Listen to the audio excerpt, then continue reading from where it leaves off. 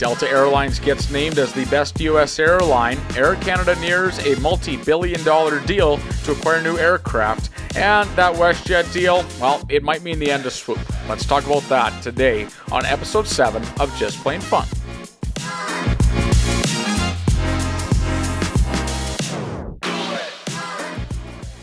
Well, welcome back to the Just Plain Fun podcast. I'm your host, Hunter, today. So glad that you're joining me now for episode 7 of the podcast.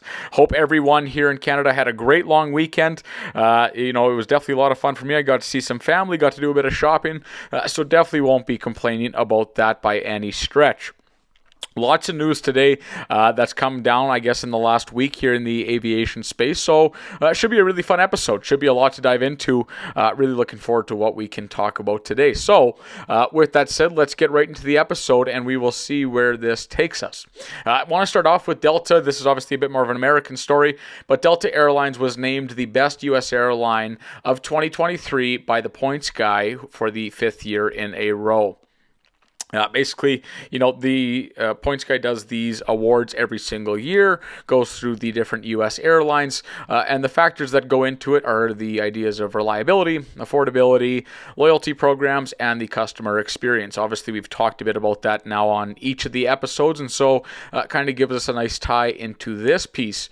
But there was a slight drop in their score compared to last year. However, even with that slight drop, Delta still remains the best performing airline.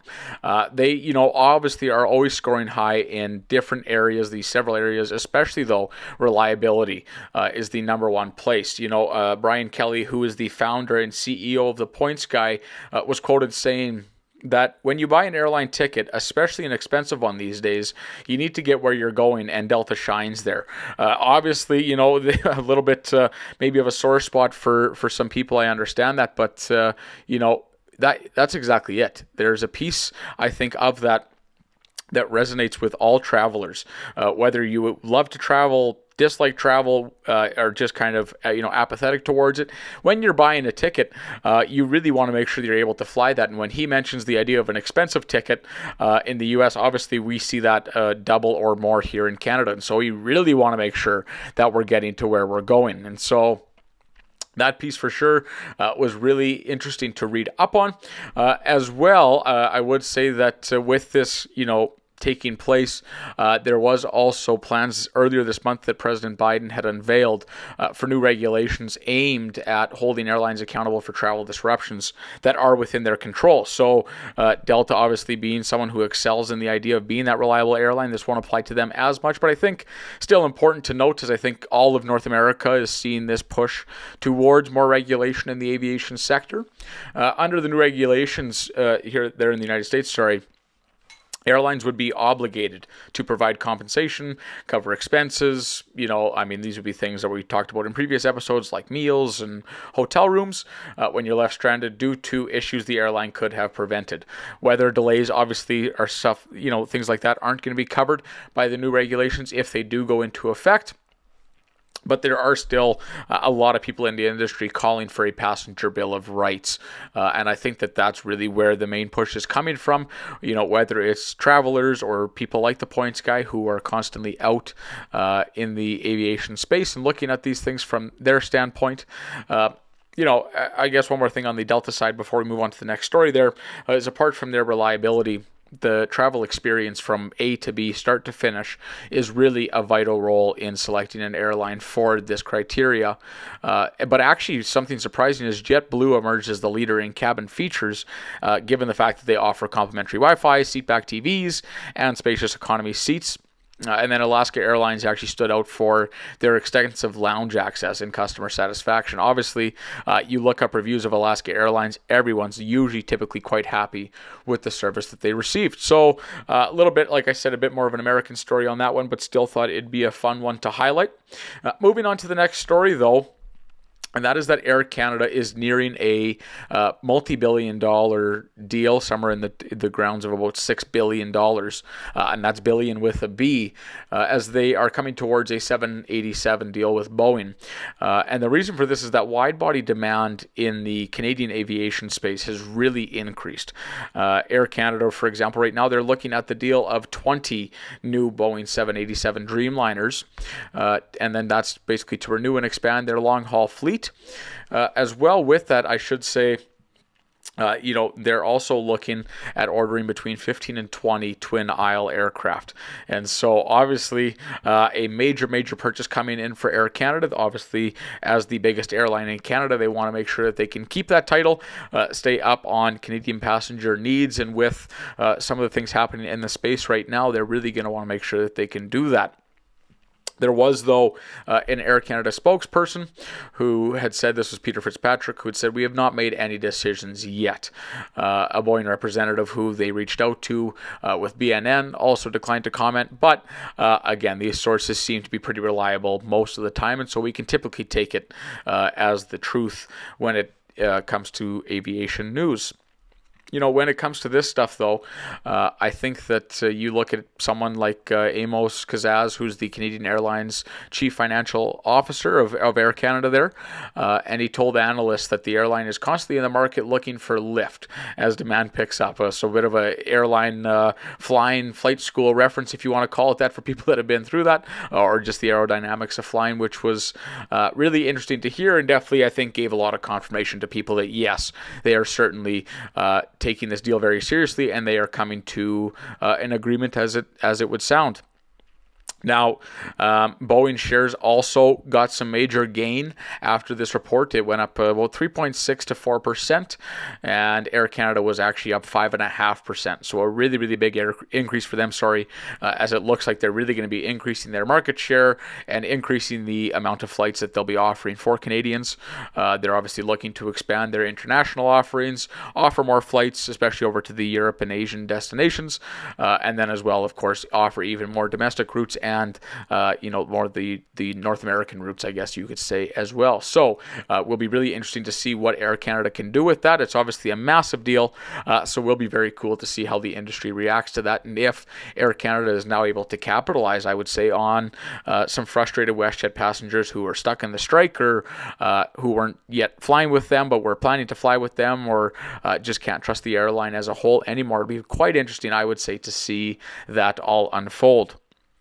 And speaking of WestJet, moving into the final story here, the new deal that was come to, just about a week ago now, that I did talk about on the last podcast. If you are interested to learn more about that, feel free to check that out. But the new agreement actually could mean the end of Swoop.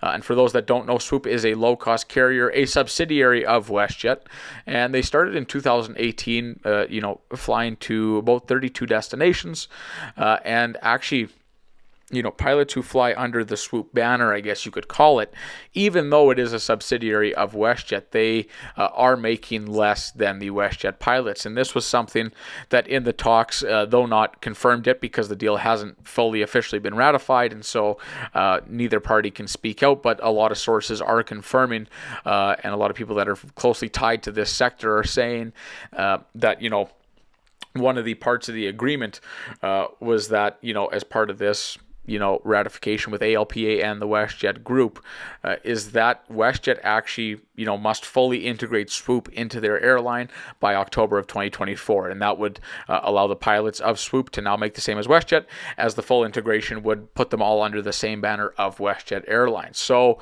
it'll be really interesting to see what happens there. I was, looking at a couple economic articles and looking at a couple aviation articles, and the sentiment for sure was out there.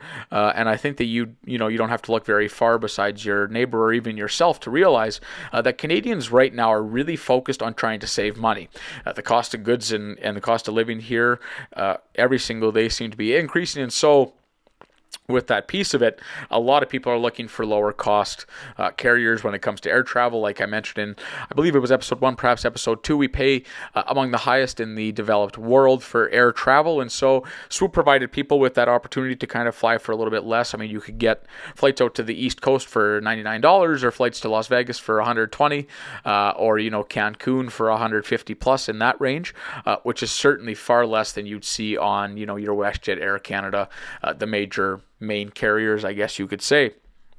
And the sect, I guess you could say, of Canadian consumers is the price savers and price conscious individuals is the fastest growing group in Canada right now, according to the research that I could find that's been done. And so what WestJet might do with this in the future, it's actually going to be very interesting to see. And of course, only time will tell, as I like to say. But it's possible here that WestJet maybe starts to go back to their roots of being a lower cost carrier. And affordable travel for Western Canadians, and they become a bit more regionalized again. Perhaps they move forward on their goals of internationalization and moving out into the world. Different flights to Asia, Tokyo, for example, that they've recently started. Maybe that's their play. But I think that if you see WestJet now fully integrating Swoop into their aircraft and not offering Canadians that low-cost carrier anymore, people are going to become even more disgruntled with WestJet than they already currently are, just because of the strike action that happened. So it'll be very, very fun to watch, I guess you could say, if fun is the right word. But I think that as we look now to the future, this would have to be by October of 2024, as I mentioned. So sounds like a little bit away, but actually really a year and a couple months is all that is. So we will definitely see where that takes us. But with that said, we're getting nearing that time where it's the end of the show. I definitely like to keep these episodes a little bit shorter for you guys. Make sure that you can kind of listen to them on a commute to work or just a quick little info session on some of the happenings and the news here in the aviation space.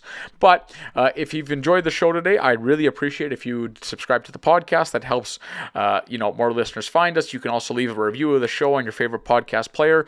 Again, that just helps other people find us. I've been so encouraged with the feedback that you guys have provided me through social media, etc. It's great connecting with you all and talking about your stories. And so definitely looking forward to continuing doing that. But with that said, if you do want to find me, I am on Twitter. I'm at JustPlainFun380. You can also find me on YouTube. I'm at JustPlainFunA380. Be sure to subscribe on your favorite podcast app or on YouTube or Twitter, etc., where you can keep up with some of the news that's happening. I'm sure to always retweeting different news articles regarding the aviation space. And as well, I'm looking at also getting some other social media, Facebook and Instagram. A couple of you had requested that I do that, and so hopefully we'll have that up by the next episode. I can give you guys the details for that. But until then, be sure to enjoy the day. If I don't talk to you before then, enjoy the weekend, and we will talk to you all again very, very soon. All right. Thank you. Bye.